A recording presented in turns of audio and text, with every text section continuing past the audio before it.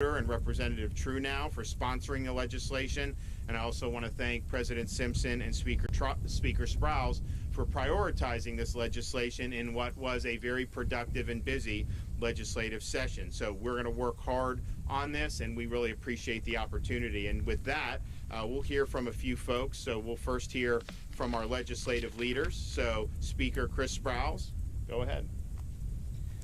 Well, thank you, Governor. It's great to be with you, with President Simpson, with Senator Broder, and Representative Truenow to celebrate the signing of this bill, the wildlife corridors.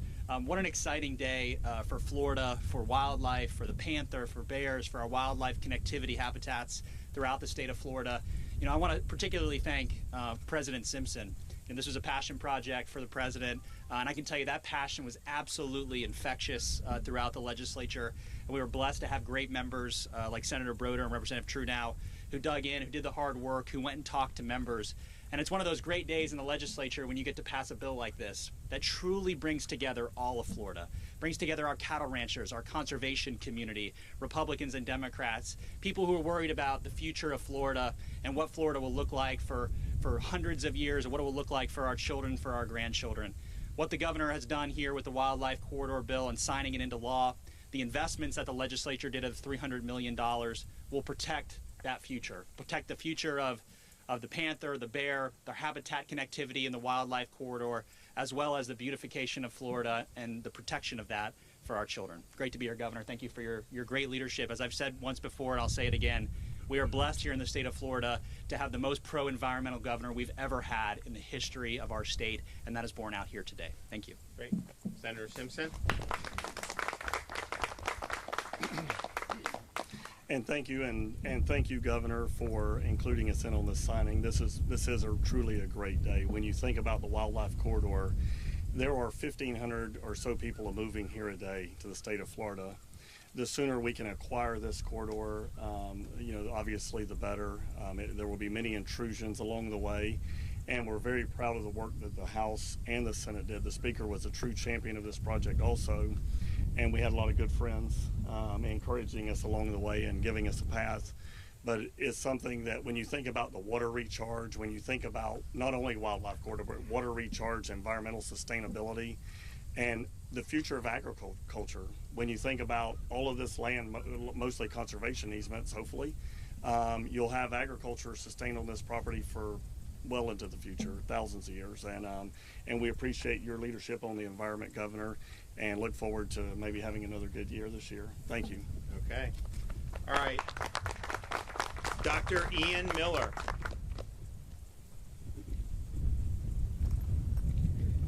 Thank you very much, and it's an honor to be here on behalf of the National Geographic Society to join in this amazing celebration with all of you. I'd first like to begin by thanking Governor DeSantis and the Florida Legislature for passing the Florida Wildlife Corridor Act with bipartisan, unanimous support. We know that driving positive change takes the tireless dedication of countless individuals who care about and want to protect the natural world. And this milestone underscores the power of working together towards a common cause. And that's why I'm here today, to recognize an incredible individual who has dedicated years to safeguarding wildlife and wild places, and who embodies our mission to illuminate and protect the wonder of the world. And that's National Geographic explorer and photographer Carlton Ward Jr.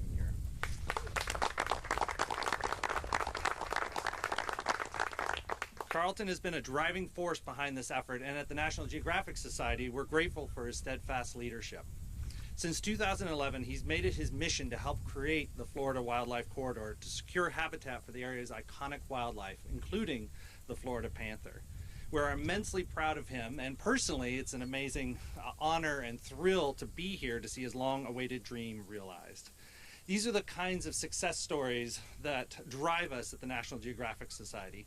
For more than 130 years, we have driven impact and positive change by investing in explorers who define some of the critical challenges of our time. We drive new knowledge, advance new solutions, and inspire transformative change. Our explorers have helped establish protected areas in Gabon and raised awareness of the importance of the Okavango River Delta in southern Africa. They've helped protect wildlife on the brink, and they have helped establish 23 of the largest marine protected areas in the world, preserving millions of square miles of ocean. So Carlton is carrying this legacy forward with the preservation of this critical corridor. And it's really also part of a much bigger global commitment to protecting nature and preserving biodiversity.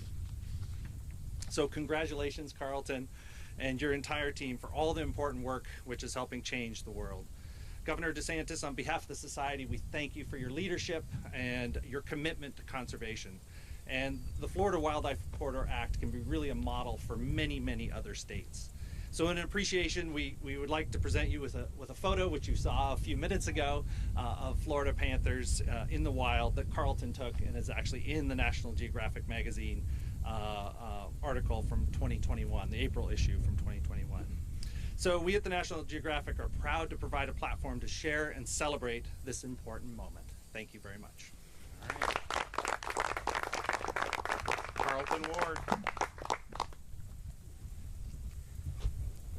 Thank you, Governor DeSantis. Thank you, Dr. Miller, for those very generous introductions. When I look out across this group, I see, it gets emotional for me, a bunch of personal heroes. You are the people who hold this state together. I see the cowboy hats out here, the generational ranchers who, without your commitment to your, gosh, I can't get through this. How do you guys do this all the time? Without your commitment to your land, to your legacy, we wouldn't have this chance. I look at the conservation organizations gathered here, Friends of the Nature Conservancy, the Florida Wildlife Corridor Coalition, Conservation Florida, Audubon Florida is probably represented. So many important partners whose hard work every single day is what gives this a chance. And we're building this framework on your backs, on your shoulders.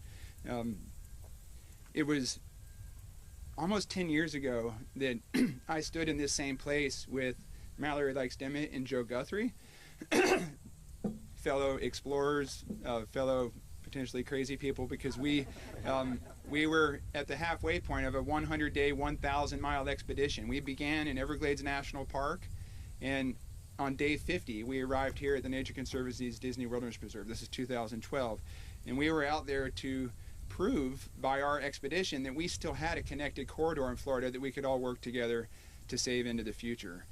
I learned so much from that journey, and one point was that 50 days in, we were still in the Everglades watershed. We hiked, paddled, and trekked for 50 days without hardly leaving the Everglades watershed. And this is a Western scale conservation opportunity hidden here in the eastern United States. We have the edge of Orlando, and then we have an amazing, relatively unbroken, connected corridor of ranch lands and public lands that goes all the way to Lake Okeechobee and beyond. So I'm tremendously thankful for the partnership and the legacy. I'm very thankful for you, Governor DeSantis, and your leadership, for Representative Trunow, for Senator Broder for sponsoring this legislation, for Speaker Sprowls and Senator Simpson for your leadership in not just supporting the legislation, but making the investment that's going to protect up to 100,000 acres of this land this year. It's really, really remarkable. I also thank the agencies, Secretary Hamilton, Secretary Kevin Tebow from DOT, Director Eric Sutton from FWC. We all work together, and this is a common ground approach that represents the interest of all these different groups, and it's such a tremendous honor. Florida, as we've heard, is been leading the country in land conservation through programs like Florida Forever, and through this Florida Wildlife Corridor Act, through this framework. We will be the national and global example of what's possible for nature and economies together. So I thank you for our state. I thank you for our country. I thank you personally, because as a father of a 3, 5, and 7-year-old, I know that they're going to have a chance to inherit a Florida that is every bit as remarkable as we're enjoying today. Thank you very much. Great. Good job. Okay, Temperance Morgan. Good morning, and welcome to the Nature Conservancy's Disney Wilderness Preserve. I'm Temperance Morgan. I'm the Executive Director of the Nature Conservancy here in my home state of Florida, and it is truly a pleasure to be here with you this morning. And I have to thank Carlton. I'm usually the one who cries, so I appreciate you taking that responsibility for me today. I'm going to try to keep it together over here.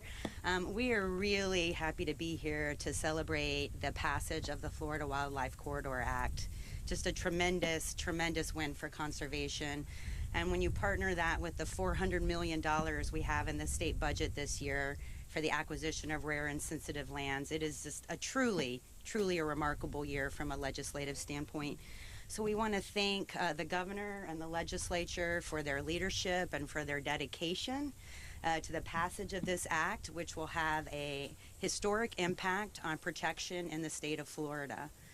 And an act like this will not only have tremendous benefits to our natural systems and to the iconic species in Florida that rely on landscapes like these for their survival and to thrive, like the Florida panther, but it will also have benefits for our communities, for all of us who enjoy spending time out in nature, for our state's ability to adapt to a changing climate, and for our economy.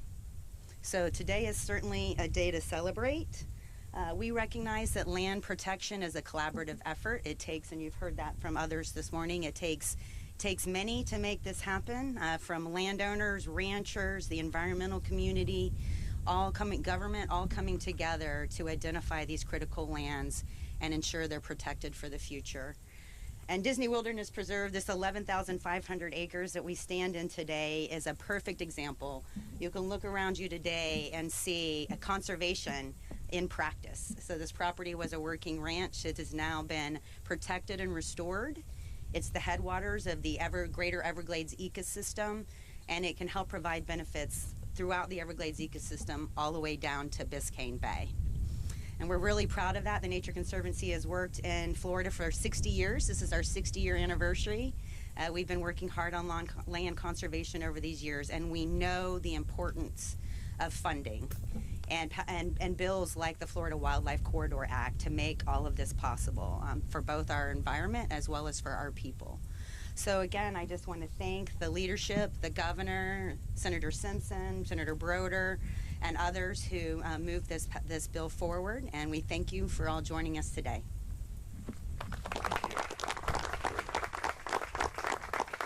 Okay, Senator Broder.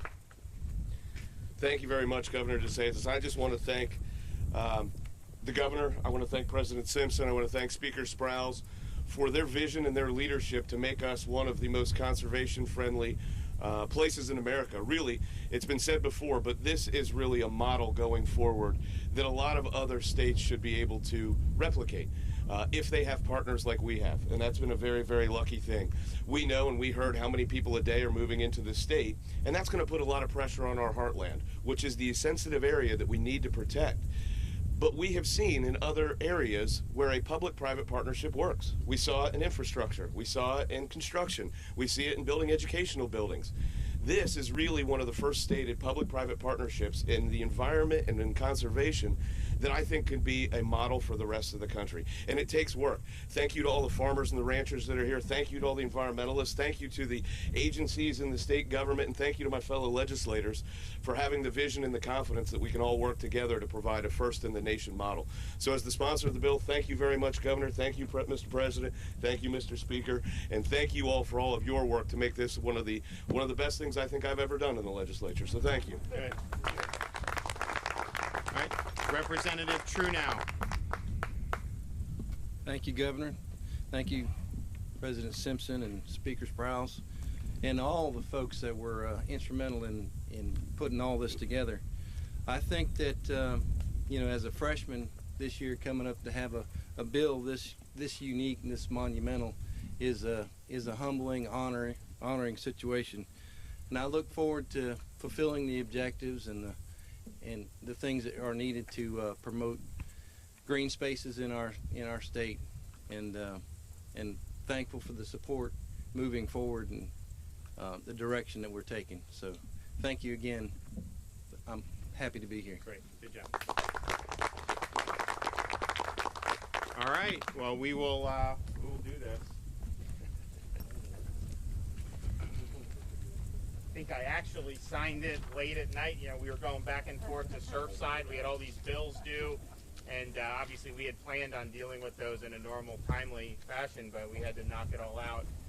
And so this is a little bit more ceremonial, obviously, which it deserves. And I'm going to sign it the day that I actually signed it.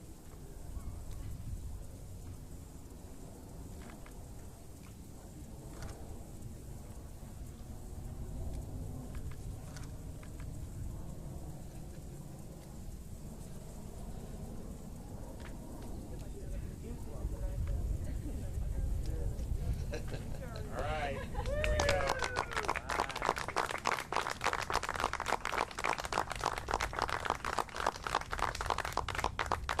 All right, so there you go, sir. Sprouse. Sir. Thank you. Yes, please. One more. I want. Okay. All right. Very good. Okay. Well, good job. Well, we appreciate everybody's hard work. We think we've got a lot of momentum on a lot of different issues in regards to conservation and obviously water resources, water quality. Just wanted to say a couple things about some unrelated topics. One is, as many of you know, last week I called on President Biden to assist the people of Cuba with restoring internet connectivity in the island. Once these demonstrations started, the regime, I think understandably, recognized that for what it was. It was really a mortal threat to its existence because these folks were protesting the existence of the regime in Havana. And so they went to crack down on connectivity and shut down the internet. That obviously made it much more difficult for Cubans who were seeking freedom to converse with one another, and then it was much more difficult to beam the images of what was going on to the outside world. So we in the United States have the capability to help provide the connectivity that I think would be essential in exposing the truth and really holding the regime accountable. We have not yet received a response to the letter I wrote last week, and so we think that time is of the essence. We would like to see, obviously, a response, but we'd like to see a positive response. We think it would make a big difference given the situation that's going on down there.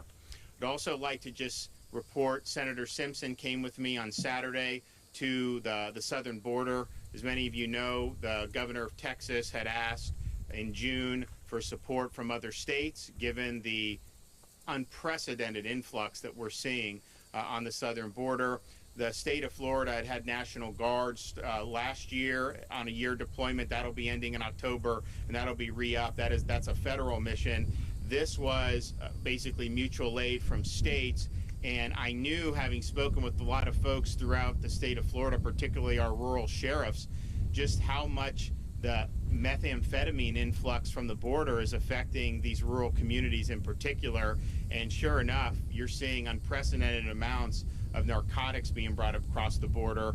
So we knew that going in. We also knew that unfortunately there would be a lot of criminal aliens that would be coming across the border, some apprehended and released by the Biden administration, some not apprehended because they're not going to be able to catch, the state of Texas can't catch every single person. And sure enough, that's been a big problem. But the thing that I think, having been there, that I was most surprised about is we sent about 50 law enforcement, state law enforcement personnel. They've made over 2,000 apprehensions, over 100 felony arrests, and they say that almost 70% of everybody that they have interdicted said their ultimate destination was the state of Florida. So if you think that having a wide open border, 1,000 miles, 15, however far it was away, doesn't affect here, you're wrong. And these folks are telling us, and these are not just people coming from Mexico, Mexican citizens. They're coming from, they've cataloged over 100 different countries of people that are coming through. So I think the word is out that the U.S. isn't going to defend its border. People are flooding in to try to get in. Obviously the narcotics, obviously the criminal activity and the criminal aliens, but just the sheer number of people, if you have a huge percentage that are going to try to come to Florida, and I think Biden is paying for tickets on buses and flying folks around, that's going to have a huge impact on community services, on education, on healthcare. It's going to affect taxpayers to a huge extent. So the policy there needs to change. They need to reinstitute the Remain in Mexico policy. They need to stop inviting so many folks coming in from all over the world, really, illegally. That's not good policy, and I think if they just restored the pre-January 20th policies, I think it would turn around very quickly. That said, this is absolutely something that's going to affect communities throughout the country, and alarmingly, Florida may be one of, if not the most affected state, given how these migrants, the illegal migrants, were reporting to our guys. Now, our guys are in the Del Rio sector.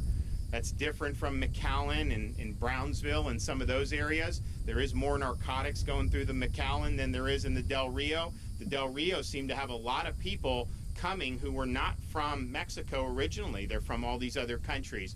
So our guys are doing a good job. It's an important mission. I think they've had a positive impact, but the scale of the problem is so enormous, and having been there and seen it, you see it just being wide open. And so you can't have, Texas is going to end up hitting 1 million illegal border crossers just in Texas very soon, by the end of the fiscal year for sure. But really, you didn't see it ramp up till actually after January 20th. So I bet you the calendar year of 2021 will be probably the biggest on record by a long shot. So it's a really significant issue. So we're calling on Joe Biden to help the people of Cuba, and then we're calling on Joe Biden to secure this border and protect the American people. And with that, I'll take a few questions. The people of Pinellas County are looking to you for help on red tide. Is there anything more that they can do? So we've been engaged in this from the beginning. We did a roundtable in June. We brought the scientists together. They were explaining what we were looking at and then what the state is able to do in response. So we put millions of dollars to work down there to assist with mitigation, and we'll continue to do that. One of the things I did when I became governor was I reinstituted the Red Tide Task Force, which had been dormant for 15 years. We also put money into the Center for Red Tide Research and through Moat Marine additional ways to develop innovative technologies. And we actually created a separate fund to be able to respond in real time to things like blue-green algae and red tide. And so we have that pot of money. We're using it, and we're helping it, both Pinellas and Hillsborough counties, as it needs, and we're going to continue to do that. Obviously, red tide is naturally occurring, but if you have fish or some of that and you clean it up quicker, I think a lot of the scientists believe that prevents the red tide from getting worse, or at least mitigates. So we definitely want to do that, and we'll continue to do it. Eric Sutton, the head of Florida Fish and Wildlife, is there on the ground today, and then Shawn Hamilton, our DEP secretary, will be there tomorrow. Shawn, do you want to add anything to what I said? Sure. Go ahead. One of the things I just want to add is there's a lot of direct coordination that's happening with those who are on the front lines, and we'll continue to do that. I think it's important to make sure they know that they have a connection to the highest level of the department, to make sure there are no unanswered questions. And I think to the governor's point, we've been involved since day one, securing funding avenues, and we'll continue to do that. I'll head down there this week, and you should expect a heavy presence to make sure the coordination continues and make sure they understand that we're there for them today and tomorrow. So that's the only thing. Governor, what's Yeah, and I told them, I said, look, we got this fund since I've been use it. I mean, this is why we need it. If we have a algae bloom in Lake Okeechobee, we've sent people there to help to mitigate that. If you have a red tide, whatever you can do to mitigate, in this case the cleanup is probably the most effective thing, use it. And so I told Shawn, put all hands on deck. You know, the fishermen, they go out there. I mean, it's brutal, especially how intense it is in some of those areas. And then it has obviously impact on local economy and all that stuff. And so I think it's absolutely something that this is why we got that money in the first place, because we want to be able to respond with full force. And so we're doing that. Shawn's been working with the locals in both counties, primarily Pinellas, and he's going to be back on the ground. And I told those guys, maintain a continuous presence down there. Unfortunately, this thing doesn't just leave, so we're going to have to deal with this. And so just be prepared to do that and make sure that we're sending the funding where we need to go. Governor, Florida's leading the state right now, or one of the states leading with COVID-19 cases. The majority are unvaccinated. So how are you and state health officials, encouraging people to go get vaccinated? Well, I think it's important. Your question raised an important point in terms of what we've seen in the last really couple months. Obviously, in July, which I told people months ago, we would see higher prevalence because it's a seasonal virus, and this is the seasonal pattern that it follows in the Sun Belt states, particularly in Florida. If you are vaccinated, though, the number of people that end up hospitalized is almost zero. It's incredibly low. So I think there's some misinformation out there where someone will say, oh, these people were vaccinated and they tested positive. Understand, a positive test is not a clinical diagnosis of illness. And so if you're vaccinated and you test positive but you don't get sick, well, the name of the game is to keep people out of the hospital. And I think that the folks that have done that, and we're proud of our Seniors First strategy. We've done about 85% of our seniors in Florida have gotten shots.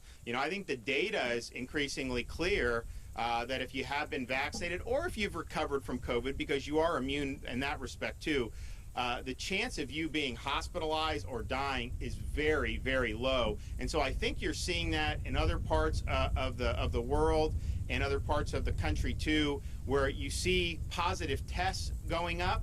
But like in the United Kingdom, for example, they have huge increase in positive tests, but their hospital census and mortality is not following suit. I mean, it may go up a little, but it is not surging like it would have over a year ago. And so I think that we have 3 vaccines available. Any adult can get it at pharmacies, health departments, you name it. Very easy to get, very quick process, and that's available. We also, if somebody ends up hospitalized, we have much better treatments, such as some of the drips that you can do compared to where we were last summer. Last summer, the number one thing we were sending was this remdesivir. I mean, honestly, I don't think remdesivir ended up being helpful. At least there's not a lot of data to support it. I do think the data for somebody that gets infected, particularly if you're in a high-risk group, for getting one of these monoclonal antibodies, I think the data's been very positive on that. And so, obviously, the best way is to get the protection beforehand. But if you do find yourself infected, please consult your doctor, especially if you're in a higher risk age group, because there are much more effective ways to mitigate the impact. And I just close by saying, as I said this a couple months ago, these things have a pattern. We saw the pattern last summer. It's similar. I think it started a little later. And so people should just be prepared for that. And as we get into the next month, August and stuff, I think you'll start to see it go in a different direction. But that's just the way this thing is done. It's had a pretty consistent life cycle, and there's certain parts of the country that have certain seasonal, and so this is it. But the folks that are out there, 75% of Floridians over the age of 50 have gotten shots, and so we think that that's really positive. But I also think that we have to be careful in terms of some of the messaging for folks that may be skeptical about the vaccine.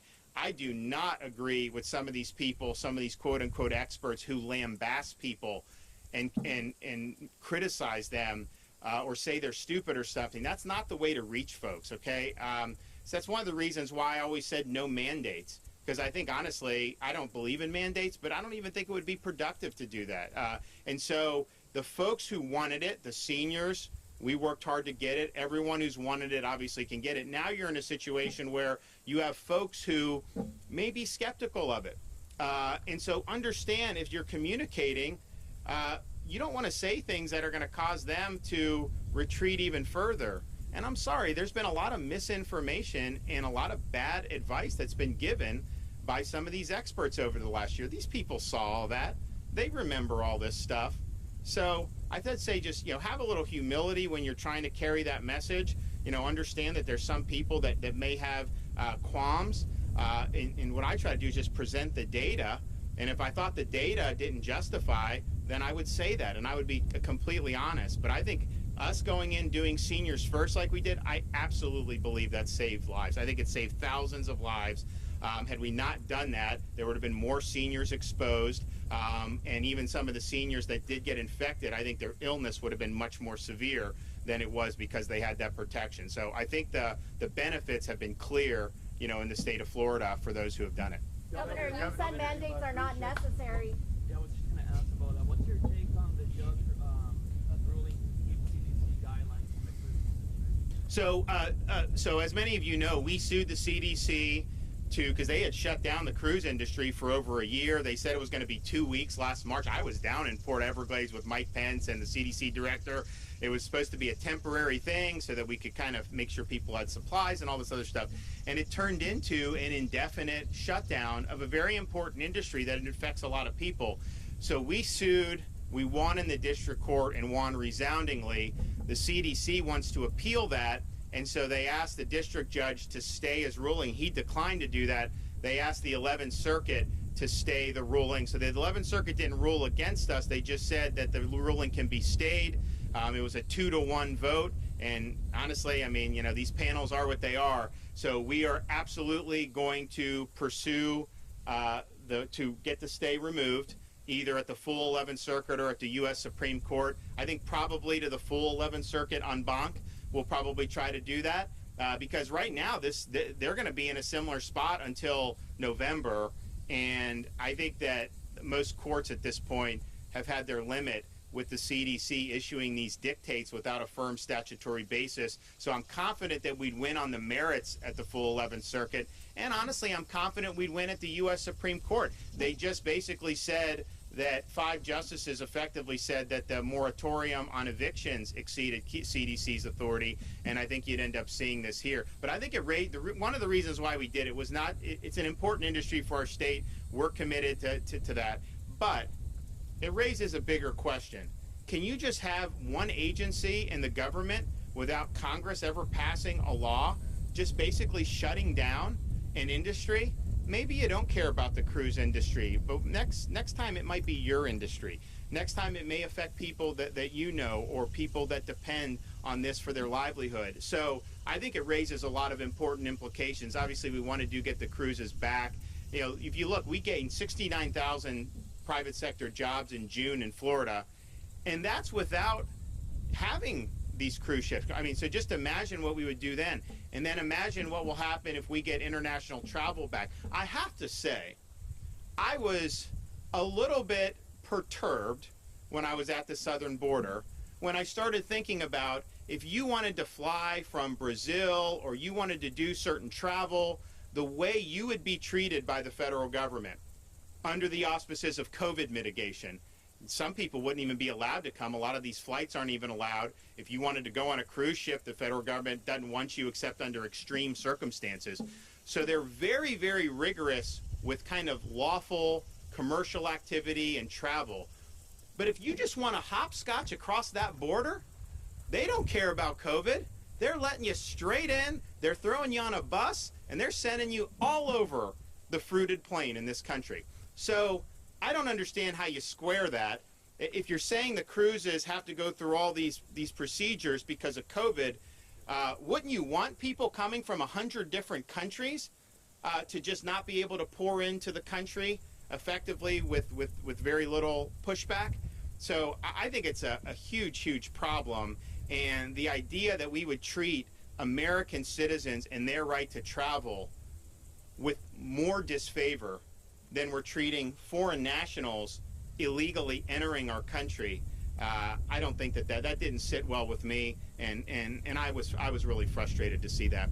Okay, well, we will be back soon. Thanks, everybody.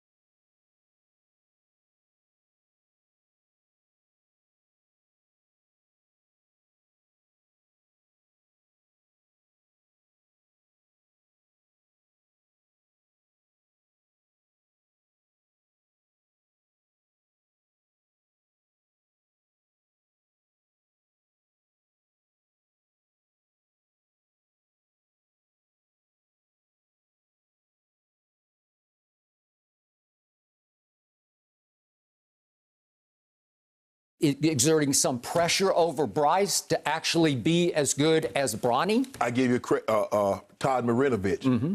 That's the telltale story. I got it. He didn't want, his dad pushed him so hard, he pushed him in a direction that he didn't need to go. And he turned to substances that he didn't need to turn to. He rebelled, So what happens is,